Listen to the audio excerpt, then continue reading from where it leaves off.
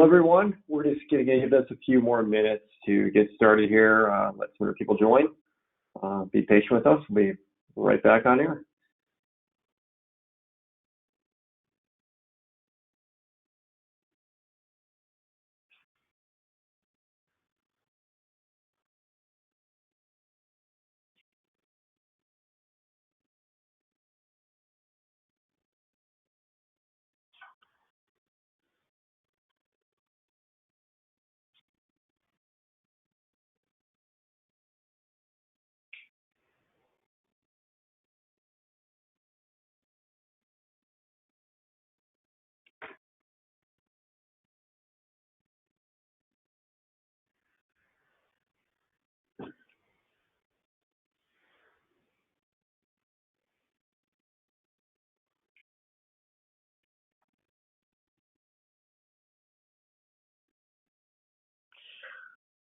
Well, good morning, everyone. Welcome to the monthly edition of our market update webinar, and we're also going to be going over today some strategic solutions kind of offerings that we have.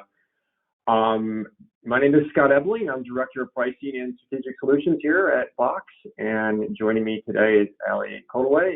She's our Senior Pricing Analyst and also our Senior Analyst for our Strategic Solutions team. And every month I have trouble spitting that word out.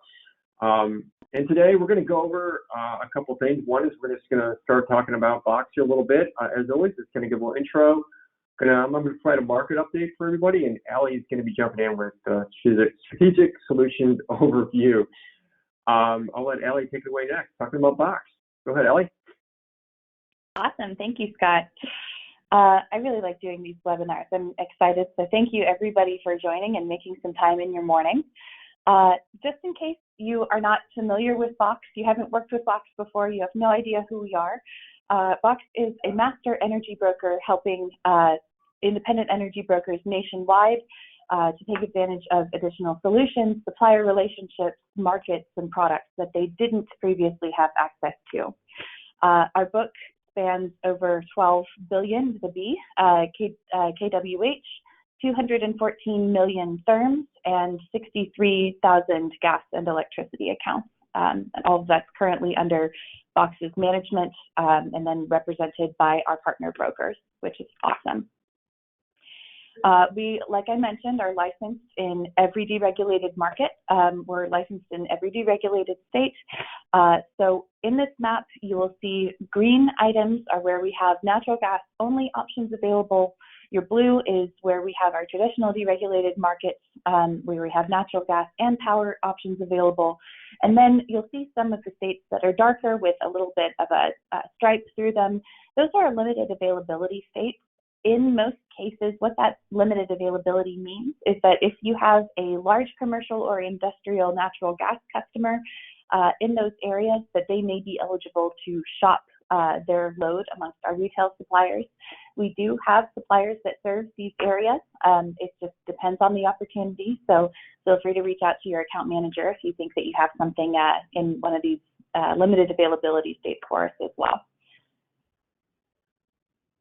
One of the other advantages of working with Box as a master energy broker is that we have relationships with, a lot of, if not every retailer, definitely all of the major ones. You'll see a bunch of brands on this slide that you recognize: NG, Constellation, Direct Energy, and the NRG family of brands, some of which are also on here. With American, AEP.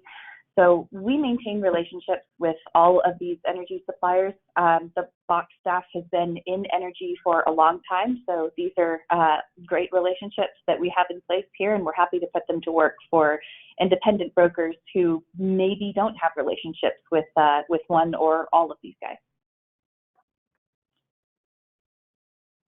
And that's my Box spiel, so I'll hand it back to Scott for our market update.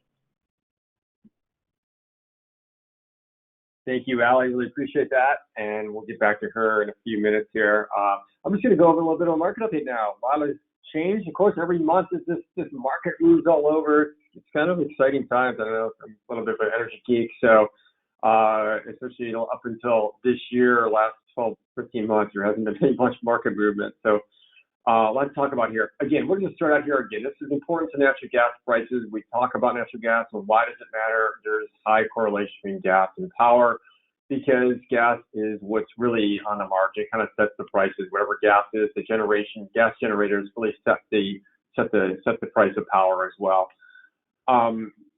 First of all, let's go right into this kind of historically where gas has been. This is a chart going back 2 years of the next 12-month strip. So this is the next 12-month gas prices averaged together, and where that curve is at. It's a kind of a common thing to look at because really, look at the front month. There's a lot more volatility, and no one's buying gas or power just for the next month. So we look at this, kind of smooth it out. And you can see there's definitely, we hit up this above $7 area back in the spring. We hit it up again here over the summer. And we're kind of just crossing around here now. They're on here at these lows here. We're now in around like a 580 level. But you can see here, there's definitely a trend here going on the bottom trend here. It's kind of this trend chart where these lows are higher. We're not necessarily in higher highs, but definitely in higher lows. And so that means they're probably going to get into a little bit of channel here, within this range here, probably a smaller range, and these volatile moves won't go up. But then again, winter's coming. So things can change quick. But it looks like this is kind of like definitely hitting the lows are definitely higher, and, the condensedness of that is going to continue on. And here's a view of where it changed in the last month in the power and in the gas prices. Power will be similar here in these curves. A big drop here in that period from November through April. Remember, I've said it before and I'll say it again. There's almost like two different gas markets. It's what's happening here in the front and what's going on the rest of the time, because the front now is kind of coming clear, and we'll go to it in a couple seconds here. We'll look at storage, but it's kind of definitely showing that like the fear of a winter here, this winter is not as much there anymore. And you can see in these prices. And again, these prices here in the back, you look at this is all in this mid $4 area, the low $4 area even past like 25. Incredible value back there. And there's not much downward movement in price, even though the front moved down a lot. That's because there really isn't a floor. I mean, I'll say it and I'll say it again. The time of $3 gas, where you can get that for term, that's long gone. The time you can get $30 power, that's really likely not coming again for a while either. So, keep that in mind. We're looking at prices and the risk, and how you can abate the risk, but it's buying it back now. Here's energy price trend and curve we've had. This is calendar strip prices right now, as of yesterday. You can see this is definitely definitely what's called backwardated, where the prices are lower in the back. And again, these are good values here. $4.54 gas, $46 power in ERCOT, $56 in PGM. At times it's $30 in power and $2-3 gas. It's just not happening. So, I would definitely be hedging something back there. And this is the price change we've seen here. Definitely a big one in 23, and a lot of that's in the first 3 or 4 months. And a little smaller back in 24, 25 for hubs. Natural gas storage. Look, we're just trending right along, skimming the bottom here, and at the bottom green is where the 52-week or the 5-year low in storage levels for that time period. The blue is the high, and gray is the average, and we're just trending along there. Well, we've had a nice seasonal kind of fall period here where we haven't, the load's been lower, the use of gas has been lower. So we've now trended back, and we're heading more towards that gray line, which we'll probably finish in between it more. And where I got that arrow at right there is about like that 3350, 3400 area.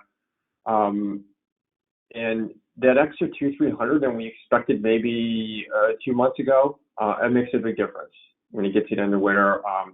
Does give us peace of mind with us potentially running out of gas. So that's again, here it is again, 34, 33 is a 5-year average. This is what if we build the next 3 or 4 builds we'd have to the end of the season, where we'd end at, and the average build we had this time at the end of the year, and that period, the maximum build we had, the minimum. So it kind of, again, I think we're going to be at 3,400 area where 2 months ago, we thought maybe around 31.50. So big difference. It's going to really be helpful.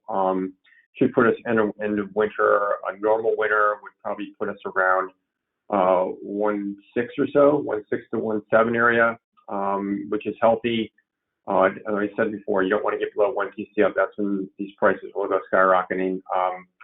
And really anything above 1 point, versus we thought before maybe we'd hit around 1.3, 1.4 on a normal winter. A cold winter, that could change things a lot still, that are 300-400 BCF lower than that. This is an interesting chart I put up. So we've been looking at the fear spread, and that's really the March-April spread, and 23 March-April spread. And you can see this is a chart from the last month. So the last month we had this around 159. We actually had a spike up the next day on this spread up to 182, and gas kind of ran up a little bit. And you can see this has totally gone down. It's down to a buck, around a buck right now in this fear spread. So, definitely still a decent spread. This spread could get to 30 cents again for the end of the year. Definitely not there. But if you look at the one for 24, you'll notice it actually went up from a month ago.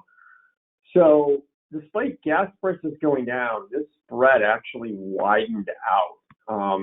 And people are now kind of, considering it, definitely in Europe. I mean, they got enough storage, kind of getting enough storage here potentially for the winter. They're not going to starve. The fear is the next one after that. And kind of the same thing is, that's not actually going on here, but it's kind of showing people are now shifting their trade and looking at the next winter and seeing how much LNG shipments we're going to have out, the production gains that we're going to have, and how this all balances out. And now they're kind of questioning that period of 24 and March-April spread. So the fear is kind of shifting from 23 to 24. Going into production, it's stronger. It's now above the 2022 forecast.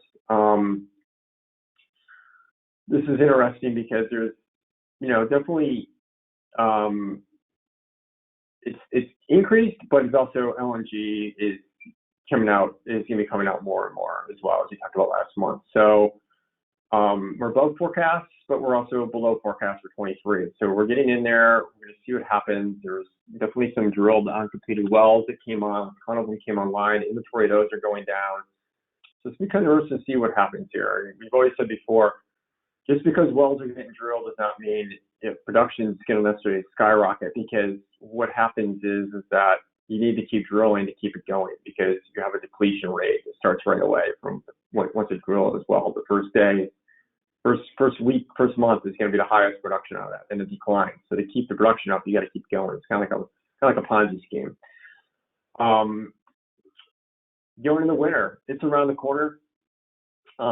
Be alert of this. This forecast here goes out to Wednesday, October 26th.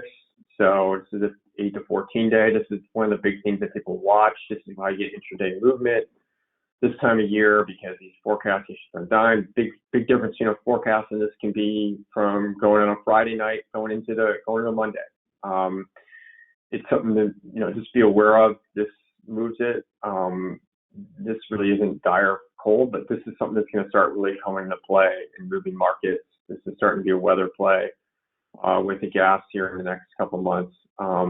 Any signs of real early kind of cold, that's kind of cold. Now you're getting some pretty good heating load. I know up in Chicago where I'm at, we haven't had a freezing day yet. Haven't really had a below 40 degree morning yet either, which is kind of rare, which is kind of helped gas prices here. But that thing could switch on a dime, and next thing you know, it's snowing here in early November and the East Coast, and we've got low 20 degree temperatures outside. So and that can really start moving gas if that starts cold, so it's coming in early. And gas could also come off a little bit if it doesn't. So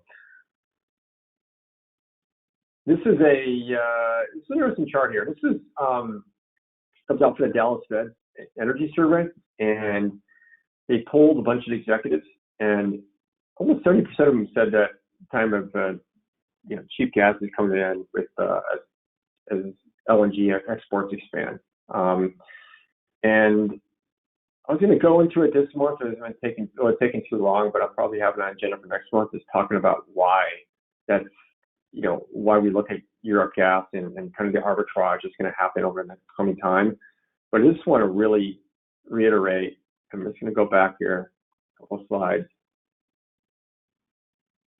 that this period right here, if you look down here at that period from 24 onwards and how everything's really below $5 gas and the power is cheap, this is really where you should be definitely hedging something, because the price in Europe, in the 50s right now, yeah, that's going to come down, but there's going to be a level where this is going to equalize out eventually, and it could be out in the farther term in 25, 26, 27, and that's why it's really important to do what you can right now and hedge something. You don't remember, we're fully capable of working with suppliers and keeping them in check as well in pricing, because we have access to all the same power data they do, of getting the making sure if you hedge that the next hedge you get is going to be price aligned. So if you can hedge something, get something on the board, take off some of that short position. But anyways, that's it. This is really interesting. Is the energy executives out there all come to agreement that this is kind of the end. That's what they see. Inexpensive natural gas is over, because it's going to have kind of converge in Europe gas, and really the imports and roll it becomes much more of a global product than it was, say, 5-6 years ago. Let's now talk a little about Epool. There's a problem there, and really, it starts out in January 2018. They almost had rolling blackouts, and at times oil accounted for 30% of electricity produced.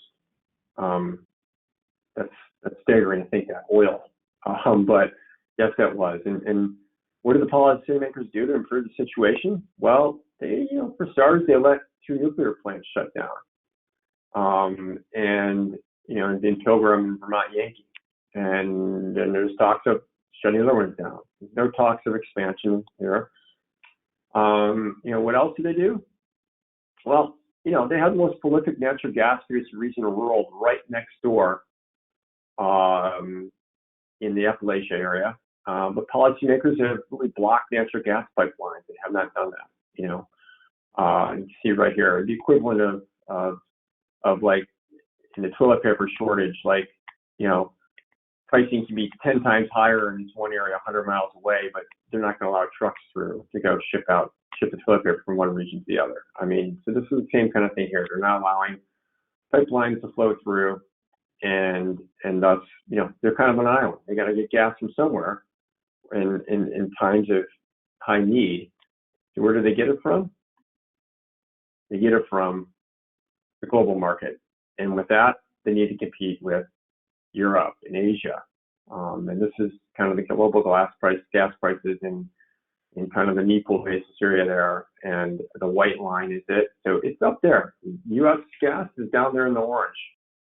And power prices will reflect this as well. I mean, you're talking power prices are close to $300 this winter, or they're on peak.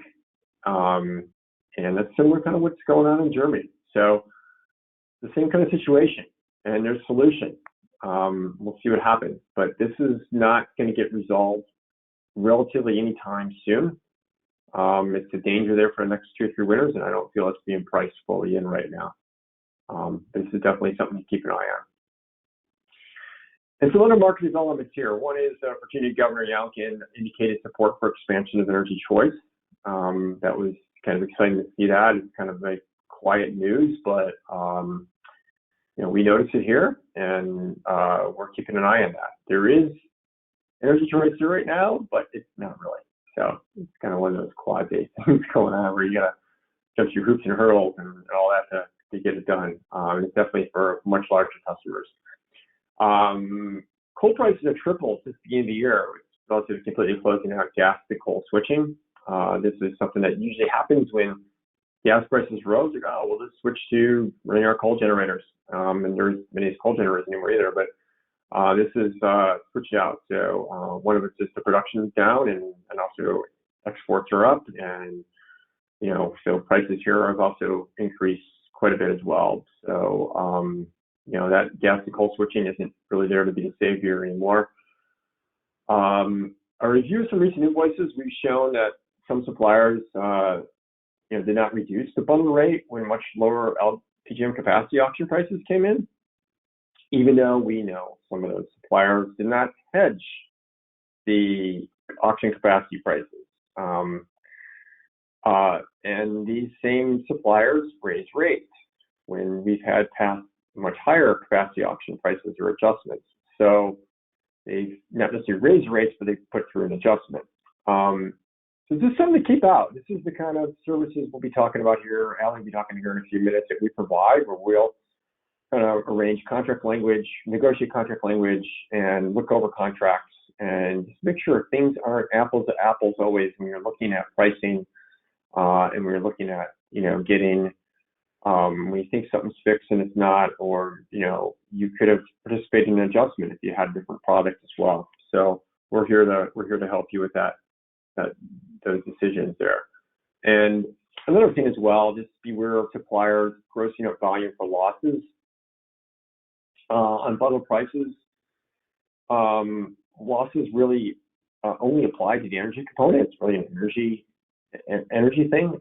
It's so 3% loss rate, it should only apply to what the energy price is, and really with energy yards. But some suppliers what they'll do is it's kind of a little trick that's pulled somewhat. It's kind of a hidden trick that they will give you a bundle price, and that bundle price could be, say, 50 cents lower, because there's no losses really included in that. And instead they gross up the volume for losses, and so they make up for the other end. And when they gross up those volumes as well, it's covering the capacity, the transmission, the ancillary, and those things shouldn't have losses applied to them. So be careful of that. Again, I just want to reiterate those two things when we're talking about some of the stuff we do here. Allie will be talking about it, but we will review contracts and we'll make sure that you guys have the best one. It's not always apples to apples on the price. You really need to make sure and focus on what the contract is and do its best for our customers at the end. And Allie, that's it. Oh wait, I got one more here. Just typical things here. Strategies is be disciplined. Consumers are not taking a long position; they're covering a short position. Remember that. That's always they think, I don't want to take a position right now. Well, you already have a position. It's a short position, so you're just covering it. That's really what they're doing. Setting a strike price. We can help you do that. Ellie will be talking about this more in a second. And please, please, please hedge something, especially in those farther out years. This is not a time to be short the market in these high volatile times. Imagine you're a German executive and you could have hedged power and gas at cheap prices 2-3 years ago, and now you're sitting there wondering why they didn't do that, or by God, they're still in business. So companies in Britain are shutting down left and right now because they're short this stuff. So just be careful, hedge something, get something going. We highly recommend it in these day and times. Manage your risk tolerance.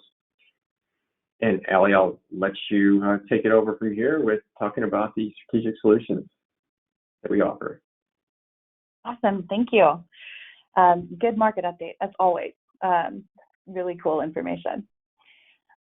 Moving into our strategic solutions division, I wanted to kind of take a step back and highlight, in the past webinars, we've talked a lot about integrating renewable generation. We've talked about environmental sustainability and governance goals and how to have those conversations with your customers. We've showcased a utility data management platform that we can provide to our brokers called Utility Data Box that helps to manage invoices, create annual budgets, track peak load events, and to be able to create and automate reports as well. So we've got a lot of fun options outside of what I think is Box's longest standing value proposition. And so this kind of, is some items, these are some items that are strategic solutions that we offer in tandem with the regular procurement work that we do. I think everybody is familiar with the broker value proposition of, hey, I'm an energy broker. I have relationships with all of these different energy suppliers. I can shop for the best business rate for your for the best business rate for you, and be able to advise on market trends, or just get the best low fixed price available. And with us having and working in markets that, for the most part, I mean, these markets have been deregulated for well over a decade. We're not seeing new ones come on. Most customers are very familiar with shopping if they're able to shop. And so these are things, solutions that partner with that, like I said, with that procurement strategy that you can offer in addition to having, 90 plus suppliers in your portfolio, in addition to being able to price in every deregulated market across North America. And so we wanted to do a feature on this and on all of the different solutions that compare really, really well, just on the procurement side and on the services side. So the first piece is our in-depth contract and usage analysis that we do. Buying electricity, as everybody probably on this call knows, can be incredibly complex. All of the rules depend on your regional transmission organization, on the local utility, on the state legislature, on the federal energy legislature.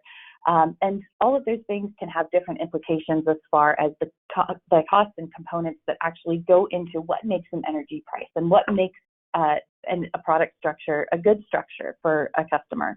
What makes a price a good price? Let's put that in market context. So with our in-depth contract and usage analysis, what we do is we review contracts, we evaluate those supply contracts for hidden risks, and negotiate customer favorable language. Like Scott mentioned, we recently reviewed a contract where it appeared to be a fixed all-in price. We had little boxes of checking, hey, this is going to cover energy, this is going to cover capacity, it's going to cover transmission, and losses just wasn't a box. And the customer, the broker, and the agent would have had to be an energy expert and be looking at it very closely to say, well, hang on, I see all of the boxes checked, but this isn't a complete list of cost components. And it's items like that where you really want people who are in the energy industry day in and day out, who are taking a fine microscope to all of these energy contracts and languages. One of the ways that we can make those recommendations is to review load profiles, look at the historical usage data, talk to the customer, look at their risk tolerance. Is this a customer who really needs a fully fixed price? Or if they're going to be paying $30,000, $40,000, $300,000 a month in energy anyway, is it perhaps advantageous to look at a more sophisticated strategy because they have a little bit of backbone financially and they're able to take some fluctuations in return for some substantial benefits? We want to look at their operational patterns, at their hours of usage, and what exactly is fueling that, and any ongoing or future energy efficiency projects. Those of you who work in energy efficiency already know that you have to give your energy supplier a heads up, otherwise you risk triggering a material change clause, something that's fundamentally impacting that customer's load profile, can then mean that a supplier has license to go back and renegotiate on their rate. So getting ahead of those items is really paramount, and that's something that we can help with. We also review all of this information and we identify opportunities for cost reduction, whether that's through designing a different product, a custom product, which we'll talk about in a little bit, or whether that's recommending some sort of energy efficiency item, whether it's looking at the customer's behavior, hours of operation, and recommending some behavioral changes for them. We can really prescribe something that will be effective in reducing their cost. So lots of things to talk about. As far as our custom pricing solutions go, we know there is no one size fits all when it comes to our business customers. These, even market to market, if you're looking at two customers, let's say a large commercial real estate company that are peers, technically, they have roughly the same square footage, they have roughly the same hours of operation, but maybe their equipment is different, and maybe they're in two different markets where the cost components are really, really different in terms of what each state requires in terms of the service. There is no one size fits all, and we know that. So crafting a strategy for a product that can really perform well for the customer is really, I I think it's really fun, but I think it's one of the biggest values that we offer as part of these customized solutions. We can help the customer and talk through their financial goals. We can talk about their budgets. We can talk about if they're in a growth phase, if they are just, kind of coasting and they want to keep everything the same as much as they can, or if they are looking at scaling down and perhaps selling some locations. Those are things that we will take into account in terms of both a short and long-term energy management strategy. And we'll line all of that up with the customer's risk tolerance, talking about, is budgetary certainty the most important thing, or is that something where we can help them to estimate some of these costs and potentially avoid some risk premiums for components that are easily estimatable anyway.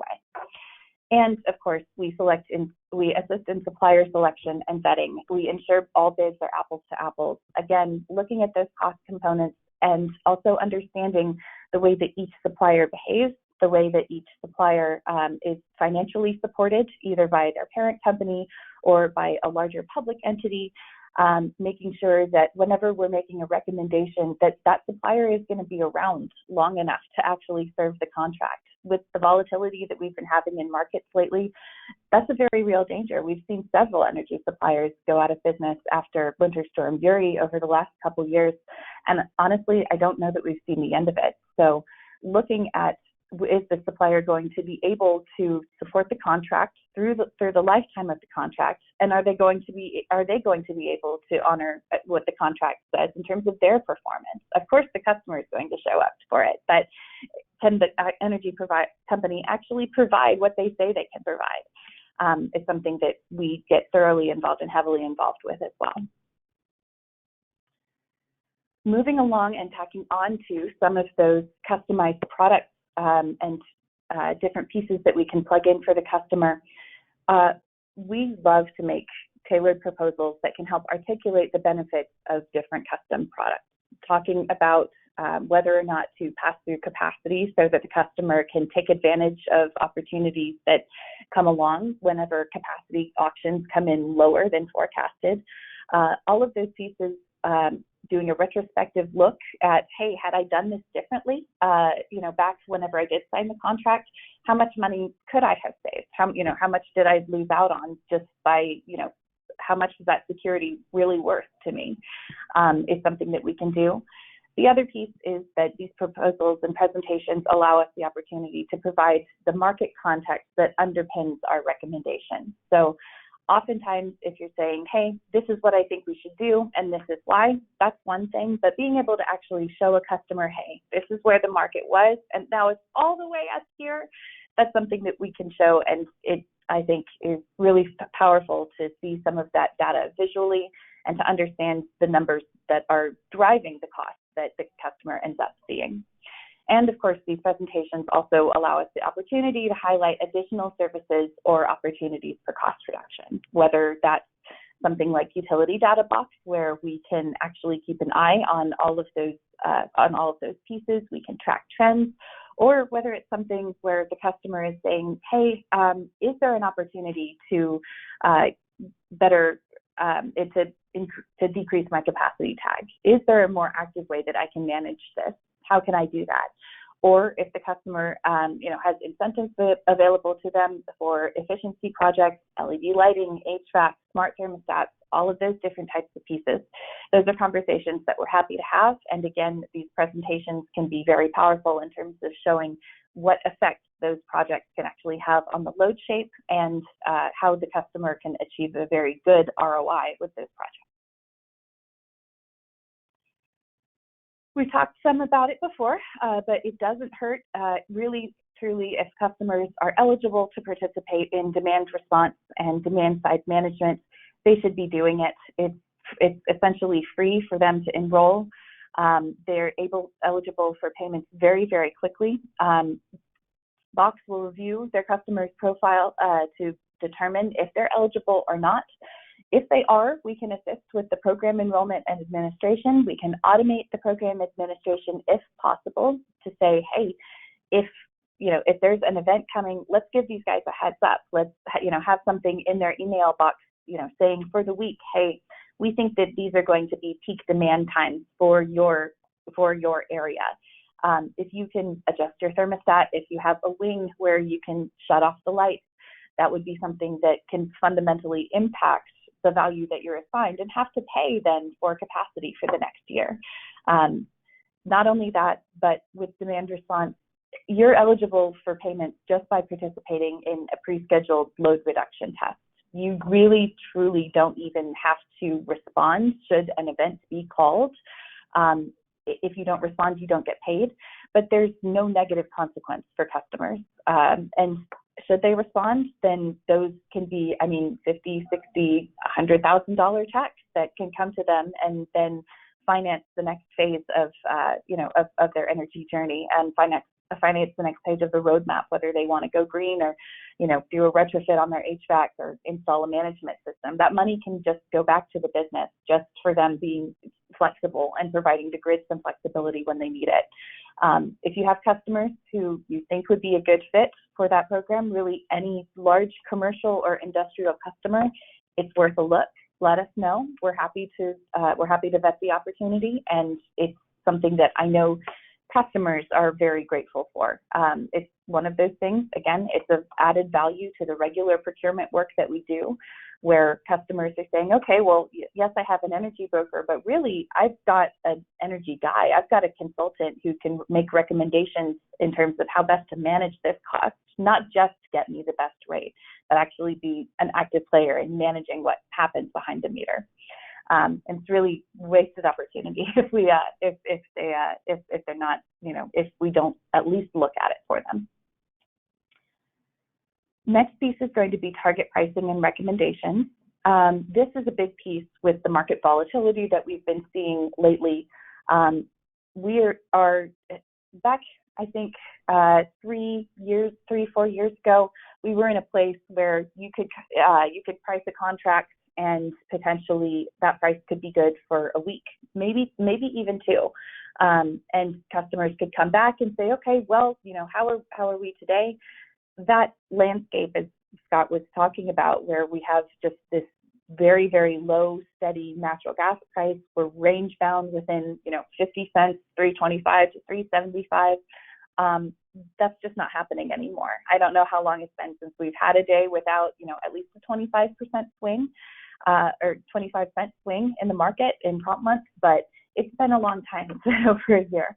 And in this market with this volatility, we need to be able to advise our customers, hey, this is what's happening, and we can line up a day for the customer to execute, but even better is if we're able to tell the customer, listen, I'm going to watch the market, and on a day where we have a slide, I'm going to have our suppliers adjust this price. I'm going to get it to you, and we need to get it back, same day. If you can do that with your customer, if you can create that relationship where they're open to being able, providing that flexibility within their own schedule and getting back in a timely manner, that can be, financially, that's a huge benefit to them because they're executing on a day when the market is behaving. The other thing is to develop a disciplined approach to procurement purchases. So looking at everything and being able to say, okay, I've covered what I need to cover for the next winter or 2. Let's look 2 years out at these prices before we really before we're 6 months out and we're starting to see some weather or geopolitical risk. Let's look at these prices that are a couple years out where we've got a lot of unknowns, but the value is still there because we don't have all of those pieces. There's definitely opportunities out there, and just to make sure and shore up, hey, let's lock 25%.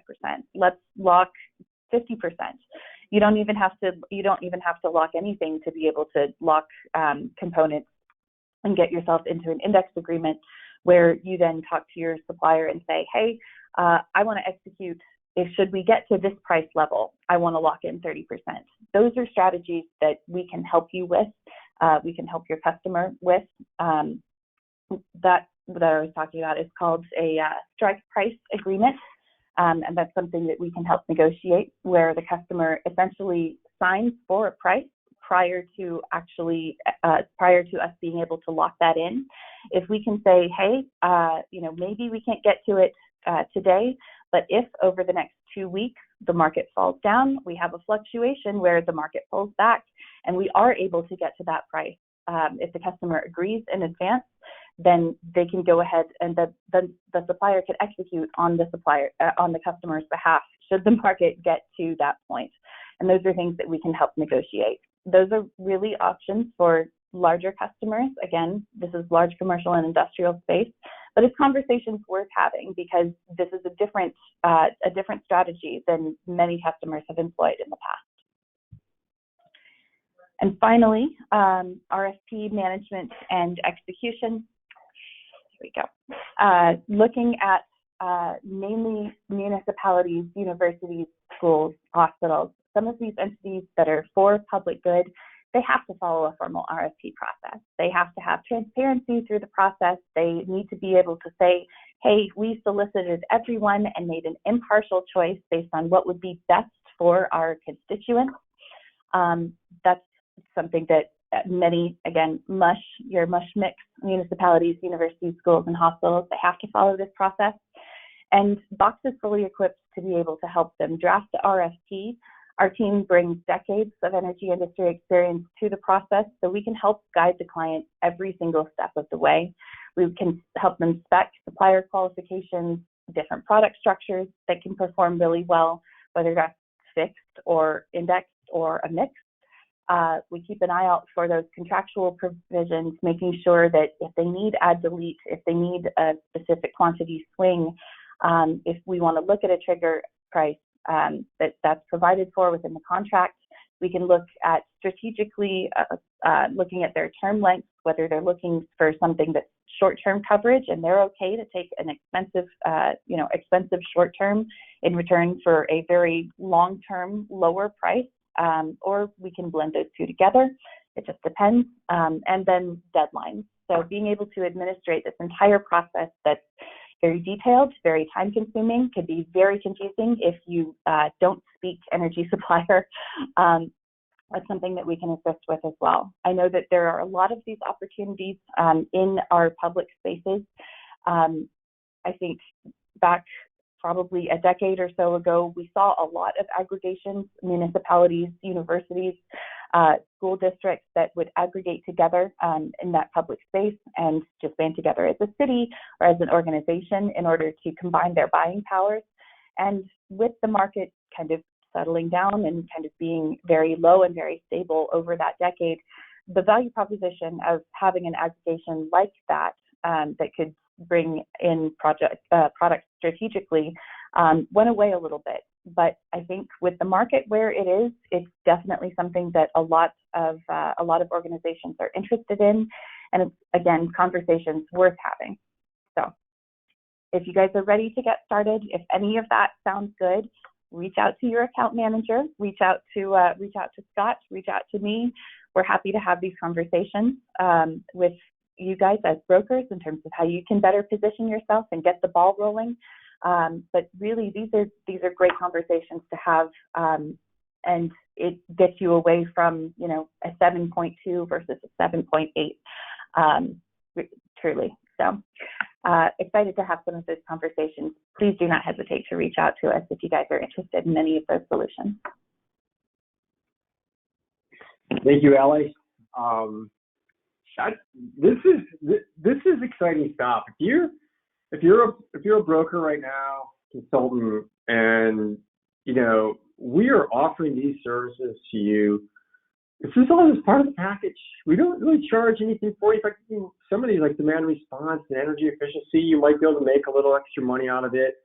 But you're bringing these solutions, these awesome solutions. You're turning yourself into this consultant that even some of these top level consultants don't even offer some of these services. So to your customer, but you're able to be a full service offering and package to your customers, and we're really excited to do that for you. I mean, things like the strike price, for a larger customer, the advantage this gives them is like right now they're getting the offer price. When you give a strike price, it gives that supplier then the opportunity to throw in a bid into the market, and somebody might hit the bid. So there's a bid, there's an offer, and now you can just cut out 40, 50 cents just by, hey, yeah, when you see it, execute it, versus versus like, yeah, hey, here's a good price for the rest of the day. There's a lot of risk adders into that. So it's a great way to work with your customers, and we're here to help. So thanks a lot, Allie, for going over that stuff. I think it's time for some questions. And, the first one I see here is really, I'll let you answer it, Allie. It's how do I get started with demand response? If I got a customer that's interested in that, what's the process? How do we get going on that? Super simple. All we'll need is a couple recent utility invoices. We want those to be utility bills. So from your ComEd or Con Ed or PECO, BGE customers. If it's in Texas, of course, it's going to be a supplier bill. Supplier bills don't hurt, but we definitely want to review the utility side, and we'll review it, see if they are eligible. We'll also look up the facility and actually look at their square footage, look up their hours of operation, those types of things. But we can really turn around an answer for you very, very quickly. It really just depends on the customer size. So, and identifying that with the utility bill is pretty easy stuff. Thanks, Allie. Appreciate that. And there's one more question here, and it's how did Texas perform this summer, LMP wise? And great question. I was actually just discussing this morning with somebody, and was really quite surprised by if you look at the average LMP for like Texas North, up here in Dallas area, for June through September, which would be considered the summer period, really average $100 for LMP. And I think going in back early in the year, we were expecting it to probably reach, I think market was priced in around the 140, 150 area. So really much lower. It goes to show kind of resilience and stability in Texas as the reserve margins go out. A lot more solars will be coming on. So it's quite exciting to see that there really wasn't these huge days when there could have been, because it's one of the warmer summers on record in Texas. So we definitely didn't have those huge fireworks, which is good and good for all the customers out there. So, but that's it. We'll see you again next month. We are here. The pricing desk, the strategic solutions team is here to help you guys, look like rock stars in front of your customers. So let us help you. And everyone have a great week here, great rest of the month here, and we'll look forward to talking to you guys next month. Thank you, everybody. Have a good one.